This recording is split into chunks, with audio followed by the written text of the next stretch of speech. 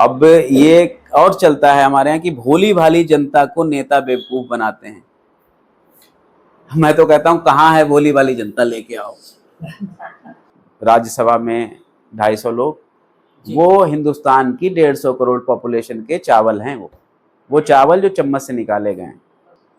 तो जब हमारी फैमिली में, हमारे मुआशरे में हमने घर परिवार में ही इंसाफ कायम नहीं किया, उम्मीद करते हैं मुल्क में हो जाएगा। जी सर। उम्मीद उसकी वजह है कि ज़मीन पे चेंजेस तभी आएंगे जब यहाँ से इंसान चेंज होगा। लेकिन सर हम बात करते हैं नेपाल की, या बदलाव की बात कर रहे हैं सर। जो सर नेपाल में जो क्रांति हुई है, रेवोल्यूशन, क्या उससे वाकई वहाँ के लोगों के अच्छे दिन आएंगे या वही रहेंगे? इसके बारे में बताइए सर।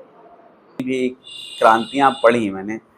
दुनिया की सबसे क्लासिकल क्रांति मैं मानता हूँ बोल्शेविक रेवोल्यूशन। जी सर। 1917 का, उससे ज़्यादा क्लासिकल कोई रेवोल्यूशन नहीं है जिसने इतना ज़मीनी लेवल पे चेंज करने की कोशिश की। मगर जार को हटाया और दूसरा जार आया। जी सर। वो कम्युनिस्ट पार्टी का जार। लेनिन।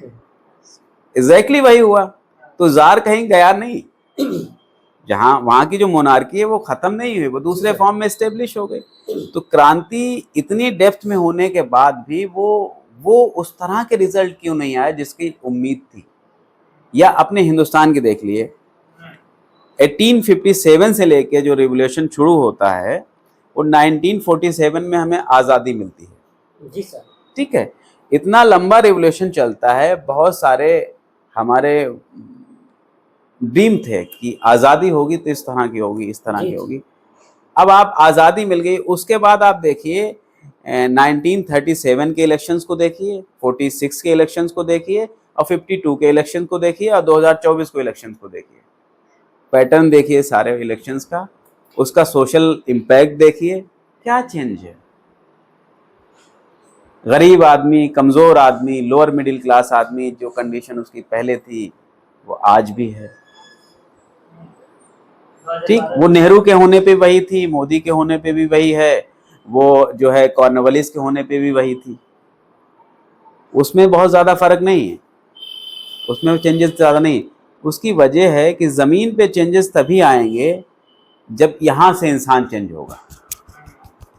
उसके लिए जब आप काम करोगे, उसके लिए जब कोई काम किया जाएगा, और उसके लिए कोई और तो काम करता नहीं, उसके लिए तो खुद काम करना पड़ेगा। जी सर। जब आप खुद अपने लिए काम करोगे, यहाँ से चेंज होगे। हम चाहते हैं हमारे मुल्क में डेमोक्रेसी हो जाए, वो डेमोक्रेसी जो आइडियल डेमोक्रेसी तो लगभग सारी दुनिया में ही है, कुछ कंट्रीज़ को छोड़ के। मगर क्या ये उस तरह की डेमोक्रेसी है जैसा डेमोक्रेसी अपने आप में एक स्टैंडर्ड है, वॉइस ऑफ पीपल कह सकते हो, एक सिस्टम, एक ऐसा निज़ाम है जिसमें सारे लोगों की आवाज़ सुनी जाती है, इक्वली ट्रीट किए जाते हैं। वो कैसे होगा जब हमारे फैमिली में ही वो डेमोक्रेसी नहीं। हमारे फैमिली का जो हेड ऑफ द फैमिली होता है वो बिहेव करता है डिक्टेटर की तरह। जी सर। तो जब हमारी फैमिली में, हमारे मुआशरे में हमने घर परिवार में ही इंसाफ कायम नहीं किया, उम्मीद करते हैं मुल्क में हो जाएगा। जी सर। उम्मीद करते हैं हमारा जो सियासी निज़ाम है वो बेहतर हो जाएगा। कैसे हो जाएगा? अब कोई पॉलिटिकल लीडर है, उस पर उंगली उठाते देते हैं कि वो ये गलत कर रहा है, वो गलत कर रहा है।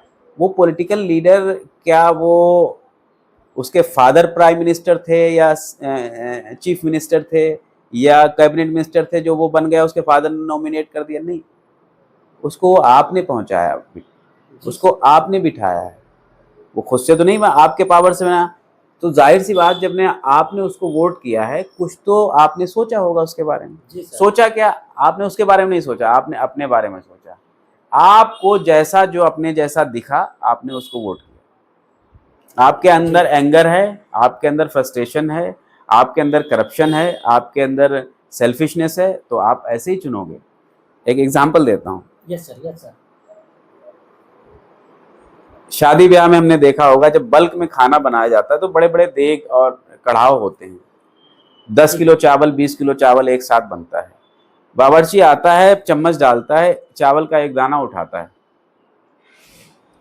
और उस दाने के स्टेटस से पूरे पूरे देश के सारे चावलों को वो एनालाइज कर लेता है कि ये स्टेटस है इनका। जी हिंदुस्तान के पार्लियामेंट में बैठने वाले नेता कितने, लोकसभा में 500-550 लोग, राज्यसभा में 250 लोग, जी वो हिंदुस्तान की 150 करोड़ पॉपुलेशन के चावल हैं। वो चावल जो चम्मच से निकाले गए हैं, जी सर। उनको ऐसे करो, टेस्ट कर लो, पूरी आवाम को टेस्ट कर लो, सेम मेंटेलिटी वैसी है। जी सर। आवाम के असली रिप्रेजेंटेटिव वही है, उनको देखो, उनका बिहेवियर देखो, उनकी थिंकिंग देखो, सारे हिंदुस्तान की आवाम वैसी है, तभी तो उन्होंने वहां पे पहुंचाया उन्हें। जी जी सेम वही पैटर्न। जी जी सर। अब अगर हम, एक और चीज है, अगर हम इनको गलत कह रहे हैं किसी भी पॉलिटिकल लीडर को, तो इसका मतलब उनको नहीं, अपने चुनाव को गलत कह रहे हैं। अपने चुनाव को गलत कह रहे हैं मतलब खुद को गलत कह रहे हैं। जी अब ये और चलता है हमारे यहाँ कि भोली भाली जनता को नेता बेवकूफ बनाते हैं। मैं तो कहता हूँ कहाँ है भोली भाली जनता, लेके आओ। कहाँ है? जी सर। ये वो जनता है, ये वो जनता है। जी सर। जरा अपने घर का गेट खोला छोड़ दो और अपने परिवार और पत्नी के साथ निकल के 1 घंटे बाद आओ, सामान नहीं मिलेगा घर में। ये वो जनता है जो अपने लड़के के ब्याह के लिए निकलती है, 50 चीजों की डिमांड करती है, जाति गोत्र नस्ल नसब पता नहीं क्या क्या है। दहेज में ये चाहिए, मर्सिडीज चाहिए, स्कॉर्पियो चाहिए, इतने बाराती आएंगे। ये भोली भाली है? नहीं सर। ये भोली भाली जनता है? नहीं। हैं? ये इसे कोई बेवकूफ बना सकता है? कोई बेवकूफ नहीं बना सकता है। ये सिर्फ अपने जैसे लोगों का चुनाव करती है बस।